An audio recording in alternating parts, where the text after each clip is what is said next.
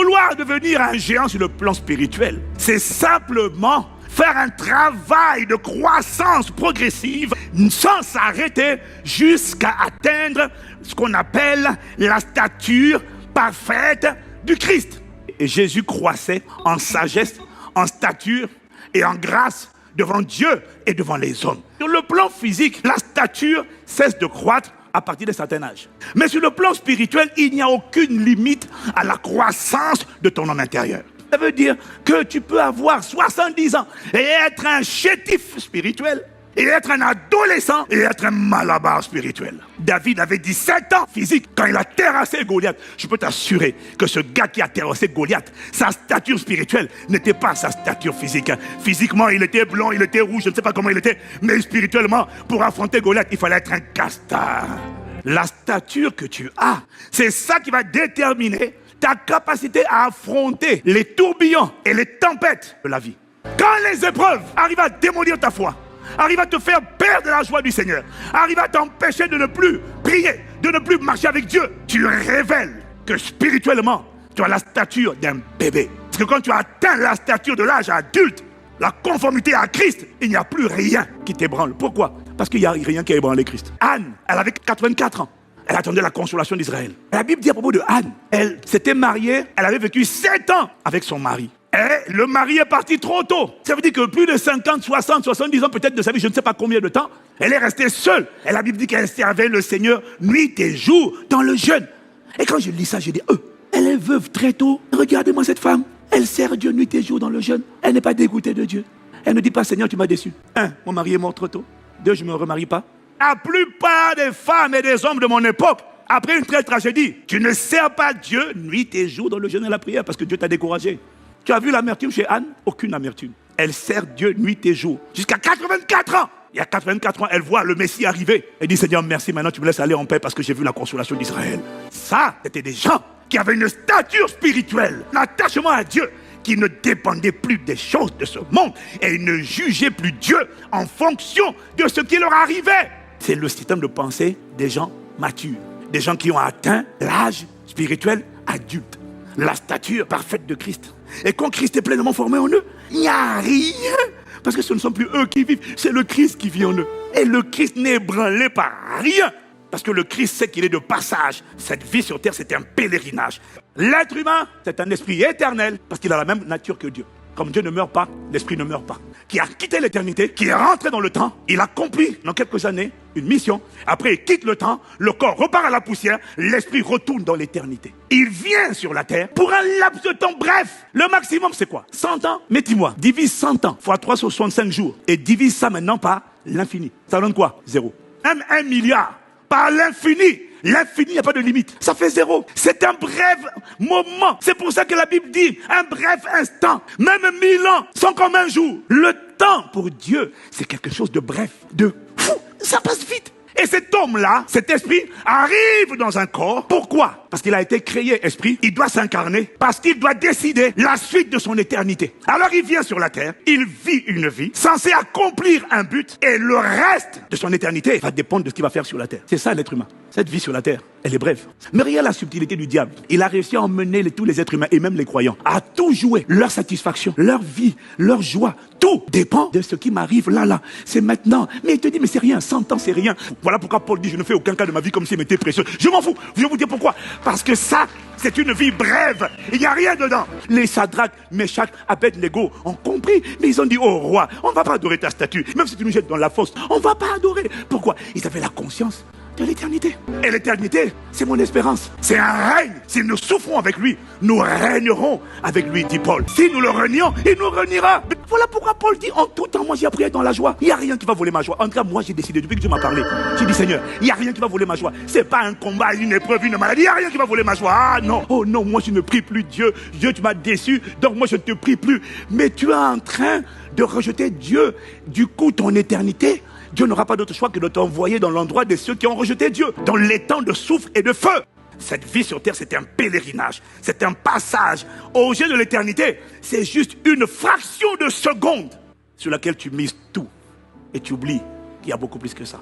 Tu dois atteindre la dimension où quel que soit ce qui arrive, je ne maudirai pas Dieu. Que Dieu t'emmène à la stature des adultes. Parce que je dis, tu arrêtes de te plaindre, tu arrêtes de pleurnicher, de dire, ah non, en fait, le frère, c'est la faiblesse. On s'est vu ici, nous vîmes, il m'a vu. Arrête ça. Elle a conscience de l'éternité. Arrête ça. Soupir après Christ. Désire Christ. Christ ne prend pas de place en toi parce que tu pries. Il prend de la place en toi parce que tu le désires. Plus tu le désires, et plus on te gonfle à l'intérieur. Plus le Christ va enfler, croître. Plus les coins où les démons s'étaient logés, ben il va les occuper aussi. Il va les occuper. Et puis à un moment donné, les démons vont dire, il n'y a plus de place, À un moment donné, ben, il n'y a plus de place, il doit sortir. C'est ce qui m'est arrivé avec l'esprit d'impudicité. C'est ce qui va t'arriver. Satan ne craint aucun philosophe, aucun chef mystique, aucun chef religieux. Satan ne craint personne avec sa soutane. Le diable ne craint personne, à l'exception de l'être humain en qui le Christ est pleinement formé. Parce que c'est le Christ qui l'a vaincu à la croix. C'est le Christ qui a versé son sang pour acheter l'être humain. Le diable ne craint pas que le Christ soit en toi. Le diable craint que le Christ soit formé en toi. Parce qu'il y a une différence. Jésus est né d'esprit. Les démons n'étaient pas gênés. C'est à 30 ans. Christ l'a rempli, l'a conduit et l'a habillé, a revêtu. Les démons disent, oh, nous savons qui tu es. Ils n'ont pas dit ça avant. Pourquoi? Il était né d'esprit. Mais le Christ n'était pas pleinement formé. Christ était en lui. Mais Christ ne vivait pas par lui. Il a fallu que Jésus grandisse, croisse en stature, en sagesse et en grâce, jusqu'au jour où le Saint-Esprit est venu le saturer de tous les côtés. On l'appelle Jésus le Christ. Ça veut dire Jésus le Messie. Jésus loin. On l'appelle loin. Pourquoi? Parce que c'est lui qui transporte l'onction. C'est quoi l'onction? C'est la personne du Saint-Esprit, l'Esprit de Dieu, dans un corps humain. C'est ça qu'on appelle le Christ. On ne peut pas séparer Jésus du Christ. Pourquoi? Le Christ, c'est le Saint-Esprit. Mais tu ne peux pas le séparer de Jésus. Pourquoi? Parce que Jésus est celui qui l'a hébergé en premier sur la terre. Si Jésus n'allait pas à la croix mourir pour l'humanité, afin que par son sang parfait et sans tache, il lave les êtres humains pour que le Christ puisse habiter à l'intérieur. Sans Jésus, il n'y a pas de Christ. Ça veut dire, si tu as quelqu'un qui rassemble des foules et qui prêche, qui parle, mais qui n'annonce pas Jésus, et qui fait des miracles, mais Jésus n'est pas élevé, Jésus n'est pas encensé, Jésus n'est pas couronné, le Christ ne viendra pas à cette réunion. S'il y a des miracles à cette réunion, ce n'est pas le Saint-Esprit qui l'a fait, parce que lui, il ne vient que pour rendre témoignage de Jésus, il ne vient que pour glorifier Jésus, il ne vient que pour célébrer Jésus. Le Christ, c'est l'Esprit de Jésus. C'est Jésus qui est mort et qui est ressuscité et qui s'est démultiplié dans plusieurs corps en même temps, à travers son esprit. C'est le Saint-Esprit, c'est lui qu'on appelle le Christ. Et quand il est pleinement formé en toi, la création le reconnaît. Là-haut, on a dit, il n'y a pas d'argent, il n'y a rien. Tout ce dont tu as besoin, c'est que le Christ te donne une instruction. Jette le filet ici. Ah non, il y en a, on a tout essayé. Il n'y en a pas. Les poissons connaissent le Christ, parce que c'est le Créateur. Ta seule priorité, c'est pas l'argent. Ne t'inquiète de rien. Ta seule priorité, c'est assure-toi que le Christ soit pleinement formé en toi. Parce que quand le Christ est pleinement formé en toi, regarde comment Jésus a marché. Tu l'as vu avoir une galère? Quand le Christ est pleinement formé en toi, sagesse habite. La direction divine, tu sais ce qu'il faut faire. Parce qu'il te parle, il t'instruit, il te montre la voie que tu dois suivre, il te conseille, il veille sur toi, il t'escorte. Il faut que tu atteignes la stature de la maturité, que tu essaies de mourir.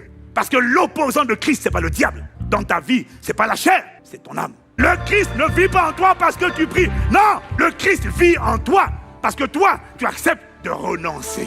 C'est là ce que tu dis, mais toutefois, sur ta parole, je rendrai grâce. Je ne comprends pas pourquoi, mais je rendrai grâce. Quand tu as fait ça, ton moi vient de mourir et le Christ vient de grandir.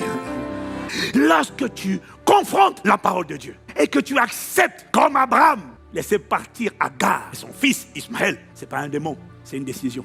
C'est un renoncement. J'aime Agar, j'aime Ismaël.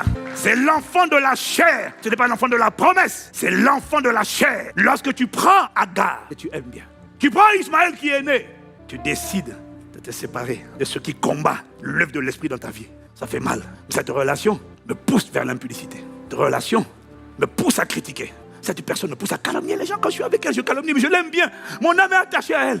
C'est un Agar. C'est un Ismaël. La mort, Dieu ne te l'impose pas. C'est toi qui dois le faire, qui dois renoncer. Dieu ne te l'arrache pas. Il te dit renonce. Il n'a pas dit Abraham, je tue Isaac. Il a dit Abraham, apporte Isaac. Tu apportes Isaac. Ça te fait mal. Mais c'est la bénédiction que tu m'as donnée la dernière fois. Ouais, mais tu es tellement attaché maintenant à la bénédiction que la bénédiction a pris ma place dans ton cœur. Donne-moi cette bénédiction. Laisse-la partir. Ah, Seigneur, c'est Isaac. Parce que chaque fois que tu dis, de quelque chose. Sans ça, moi, je ne peux plus vivre. Tu es en train de dire, ma vie, ce n'est plus Christ, c'est ça. Et quand tu prends ce ça, tu l'emmènes à l'autel. Ton moi meurt et Christ augmente. Et les sacrifices, quand ils sont énormes, ils font pleurer. C'est ce qu'on appelle un sacrifice d'une bonne odeur. Parce que c'est ça qui a empêché le Christ de prendre plus de place. Plus tu marches dans cette dimension d'obéissance, la même voix qui ne produisait pas de résultat, soudainement, quand tu parles, les choses arrivent. Entre hier et aujourd'hui, sans faire d'effort, dès que tu commences, une présence remplit la salle, remplit l'atmosphère. Sans faire d'effort, les gens commencent à sentir, quelque chose se passe. Qu'est-ce qui s'est passé? Le Christ a juste pris plus de place. Ta première requête, c'est que le Christ vive pleinement. Quand tu lui dis ça,